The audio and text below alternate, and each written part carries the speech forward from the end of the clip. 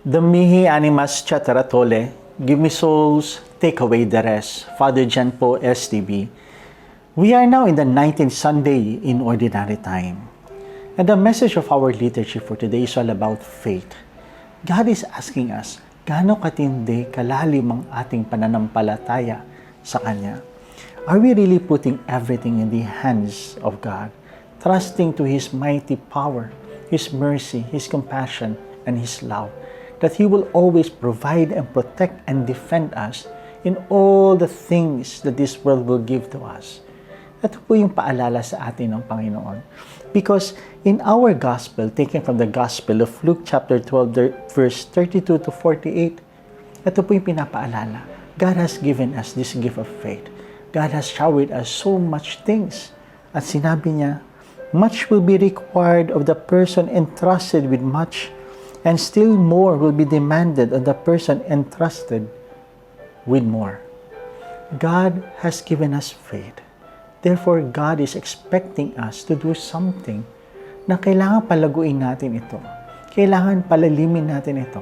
Kailangan magbunga ito sa ating pamumuhay. Kung kaya hindi sapat na tayo manampalataya. Ngunit ito'y kikilos, ito'y lalago kung tayo ay may gagawin. And because every day, the Lord is challenging us to put all our trust in Him.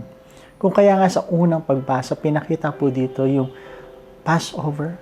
The people already know that there will be trials and pains and death will passing by. And anong sinabi sa kanila? But if you trust in me, you will be saved. At ito po yung ginawa ng mga tao ng Israelites. They put everything.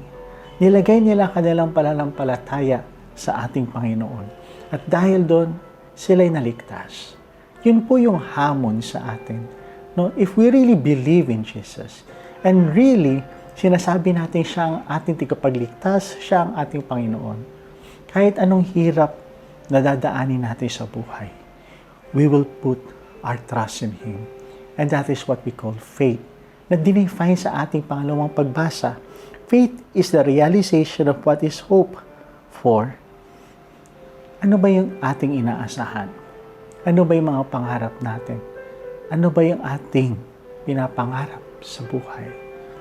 And the Lord is just saying to us, put everything into my hands. Have faith in me. Yes, you will undergo so much pains and trials in this life, but I expect you, because I have given you gifts. I have given you all the talents. I have given you my presence. You will be able to endure all these things. Just have faith in God. Kung kaya ang ating salmong tugunan taken from Psalm 33, blessed the people the Lord has chosen to be His own. God has chosen us. God has given us faith. God has given us everything. All we have to do is to put all our trust in Him. So once again, my dear friends, God bless us all.